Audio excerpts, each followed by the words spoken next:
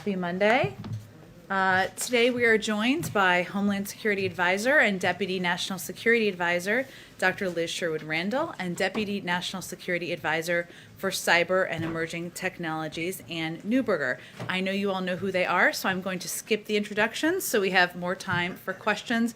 We have very limited time, but we'll try to take as many as possible. So with that, I'll turn it over to Liz. It's great to be with you today. Thank you, Jen. I have an update for you on the Colonial pipeline and what the Biden administration is doing to provide assistance through a whole-of-government effort. On Friday evening, May 7th, Colonial Pipeline reported that its pipeline system had been subject to a ransomware cyber attack. Colonial chose to shut down its pipeline operations as a precautionary measure and to ensure that the ransomware could not migrate from business computer systems to those that control and operate the pipeline. We've been in ongoing contact with Colonial, and the President continues to be regularly briefed on the incident and our work. Colonial is currently working with its private cybersecurity consultants to assess potential damage and to determine when it is safe to bring the pipeline back online. Thus far, Colonial has told us that it has not suffered damage and can be brought back online relatively quickly, but that safety is a priority, given that it has never before taken the entire pipeline down.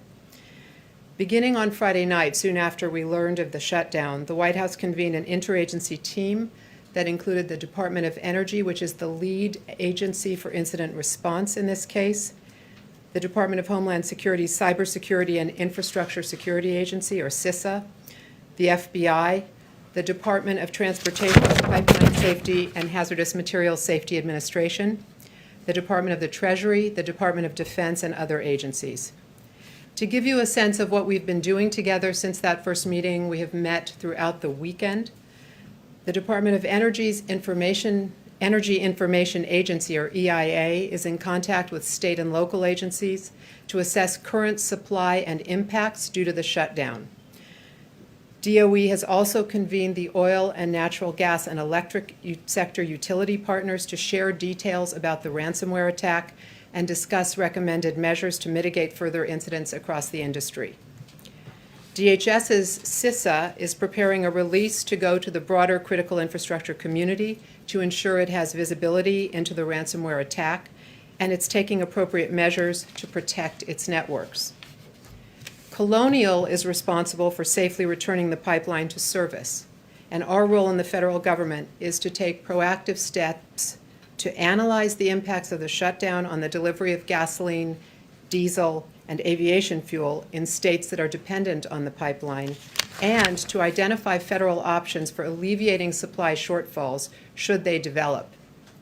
For example, to help address potential supply disruptions, the Department of Transportation issued an hours of service waiver yesterday, which provides greater flexibility to drivers transporting gasoline, diesel, jet fuel, and other refined petroleum products across 17 states, as well as the District of Columbia. Right now, there is not a supply shortage. We are preparing for multiple possible contingencies because that's our job, especially on the Homeland Security team, and considering what additional steps may be useful to mitigate any potential disruptions to supply. This weekend's events put the spotlight on the fact that our nation's critical infrastructure is largely owned and operated by private sector companies. When those companies are attacked, they serve as the first line of defense, and we depend on the effectiveness of their defenses.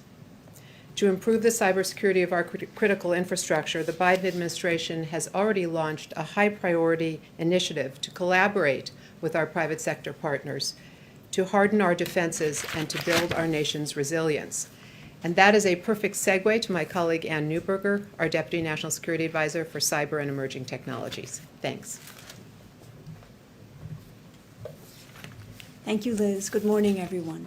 So building on Liz's comments, as you know, on Friday, Colonial shut proactively its pipeline operations as a precautionary measure to ensure ransomware would not spread to its sensitive operational networks. In response, we're taking a multi-pronged and whole-of-government response to this incident and to ransomware overall. First, we're actively engaged with the company and offered support as needed to restore their systems. Right now, they've not asked for cyber support for the federal government, but we remain available to meet their cybersecurity needs. Second, we're aggressively investigating the incident and its culprits. As part of their work today, FBI released a flash alert with indicators of compromise and mitigation measures once infected. The FBI identified the ransomware as the dark side variant, which they've been investigating since October of last year.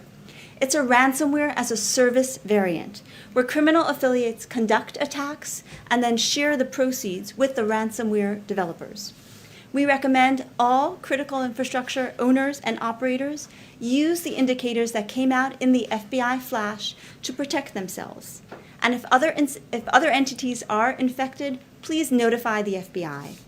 Third, the government is convening stakeholders more broadly to ensure everybody has the information needed to protect themselves and to rapidly share information. This morning, the Department of Energy convened calls with the electricity and oil and gas sectors to keep them informed. The Departments of Energy, Transportation, and DHS, and others will be sharing further indicators of compromise with the Sector Information Sharing and Analysis Centers, or ISACs.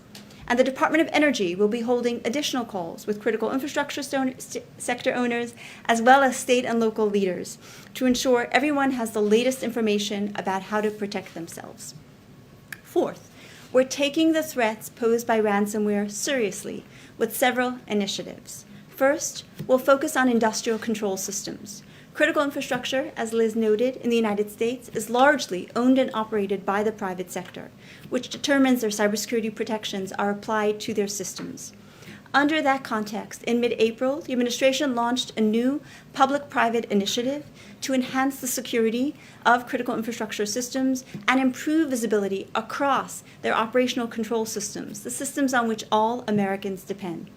The Department of Energy had the lead for the first 100-day sprint focused on the utility sector, and we will follow with follow-on sprints with natural gas pipelines, water, and other sectors. The administration encourages all private sector owners of critical infrastructure to focus on improving cybersecurity, and the government remains open and willing as a partner to support those efforts. Second, in tackling ransomware, we're working to disrupt ransomware infrastructure. The FBI recently worked with international partners to disrupt two particular strains of ransomware, the Emotet and NetWalker strains. More recently, DOJ has established a ransomware task force to ensure it can better investigate and prosecute ransomware actors. Third, CISA is leading a counter-ransomware sprint, which is focused on helping small and medium-sized companies, who are often the targets of ransomware, better protect themselves.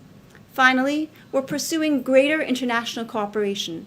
Ransomware affects countries around the world to address ransomware, because transnational criminals are most often the perpetrators of these crimes, and they often leverage global infrastructure and global money laundering networks. Indeed, to combat the exploitation of virtual currencies that are often used for payment in ransomware, the U.S. Treasury has also been leading international efforts, including driving development and adoption of virtual asset standards under the Financial Action Task Force. With those updates, I welcome your questions. Turning it over to Jen and Liz. Thank you for your time today. Okay, Amr, kick us off. Thanks. Just to clarify something, has Colonial paid any ransom, and has there been any advice on that? And then, secondly, is there any timeline for when Americans should be certain that this is going to be taken care of? People are getting ready. Memorial Day is not that far away, and everyone's concerned about their gas prices. What's the timeline on when this thing is going to be under control? Absolutely. I'll speak to the first, and then I'll turn it to my colleague Liz for the second.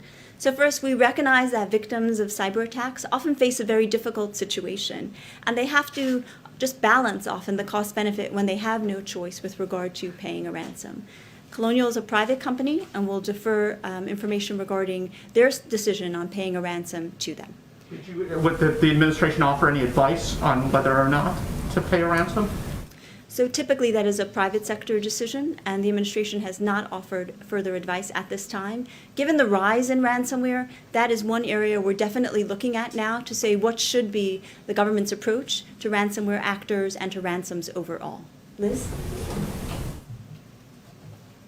So on the issue of gas prices, as I indicated, right now there are no supply disruptions, and the Department of Energy's Information Agency, the EIA, is doing the analysis right now about potential supply disruptions and what price effects that could have.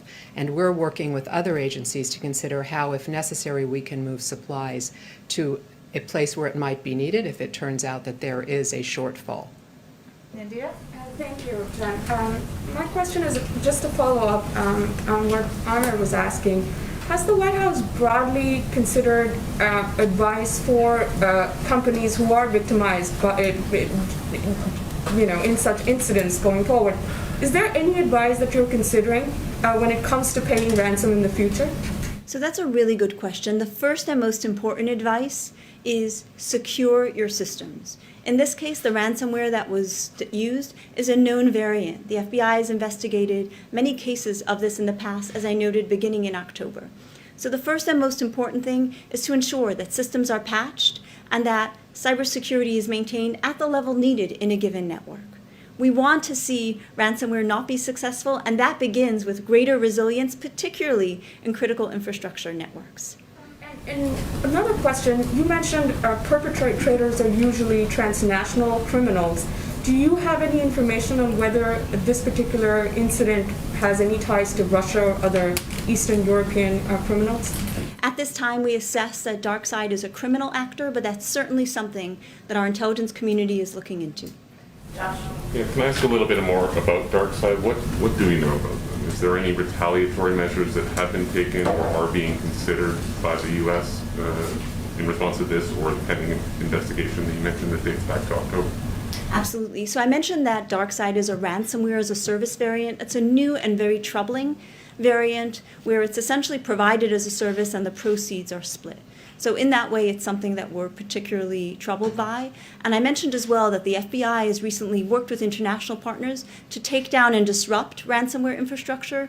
We expect that that will be a continued focus area to make it far more difficult for these actors to prey on their victims. And even though you're treating it as a criminal act, are you saying it's state sanctioned, or is there suspicion that it's state sanctioned, or do we just don't know right now? As I mentioned a moment ago, currently we assess DarkSide as a criminal actor, but of course, our intelligence community is looking for any ties to any nation-state actors, and if we find that further information, we'll look into it further. You're not blaming a particular country right now for No, we're police not. rounds. David? Thanks very much, both of you, for doing this. First, Anne, just to clarify on what you said on ransomware, the FBI has for years advised people not to pay it. I didn't quite hear you say that, so I wondered whether or not you were reconsidering the advice the FBI has given across many administrations. And both you and Liz both mentioned the concern that the ransomware may have revealed some kind of data that would then move over to the operational side, or put malware in that could move to the operational side. We don't have a lot of understanding about what that concern is. Did you see in the early parts of the investigation that there was malware on the IT side that could be moved to operational? Was it simply that they froze up their ability to bill and move the fuel, which has been one theory, or that they simply learned information that would allow the ransomware operators to later on be able to get access to the main operational side? Thank you, David. So I'll begin and then, of course, turn it over to Liz if she'd like to add anything. So first, thank you for highlighting. The FBI has provided advice in the past that paying a ransom would encourage further ransomware activity and is so troubling.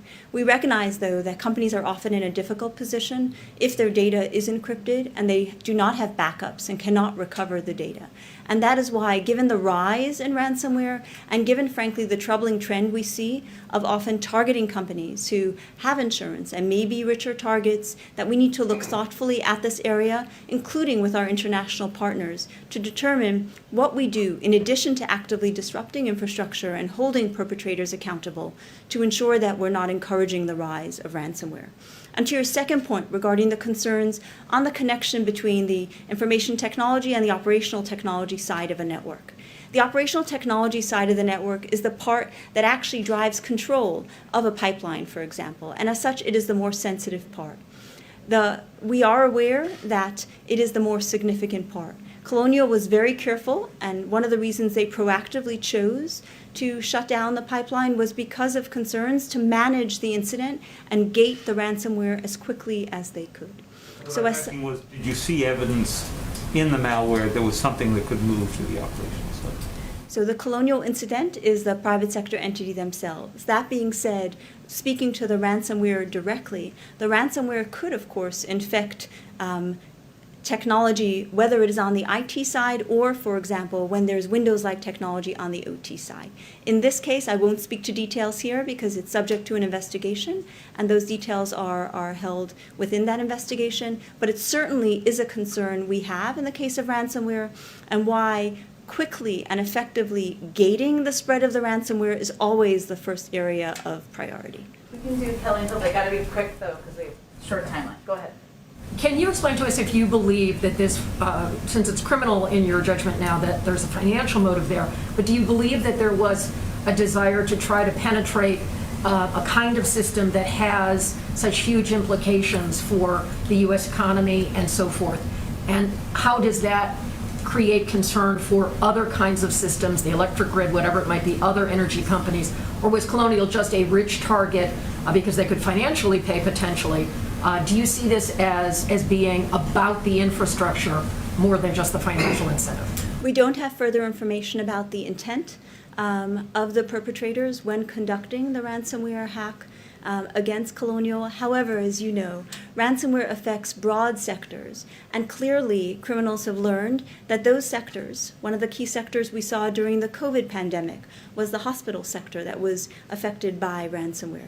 Clearly, we see that criminal actors have focused on the more vulnerable victims, state and local governments, schools, critical infrastructure, and that is why coming up and addressing ransomware with great vigor is a key priority of the administration, because we're very concerned about the growth in ransomware and the impact it has both on small and medium businesses as well as in state and local governments in the United States and around the world. And just two quick ones. Do you guys consider this attack ongoing, or has the malicious actor been removed? And just to follow up on something you said, that Colonial has not yet asked for cyber support. Does that create a problem in terms of your ability to respond, or just federal government's ability writ large to get a grasp or handle on what's happening? The details regarding the actual incident are being currently investigated by the FBI. Colonial has noted in their public statement that they've worked to control the spread of the ransomware and are actively working to bring back up their network, and they're at the remediation phase. So we are happy to see the important progress that they made there. And I'm sorry, what was your second question? You said that the company has not yet asked for cyber support. Does that create a problem for the U.S. government's ability to respond or get a handle on what's exactly happening when a private entity is not requesting support in that capacity? Our goal is ensuring that the support is available so that any private sector entity who is experiencing a cyber hack can turn to the government for remediation assistance and technical assistance. We judge that the company said that they have adequate support, and they noted in their public remarks that they're using a third-party service, that they feel they're making adequate progress with their own resources. And we know we're standing by, but we're happy that they are confident in their ability to remediate the incident and rapidly recover to meet the needs of their customers in this current environment. Thank you both so much. I'm sorry they have to run to another meeting as they go around the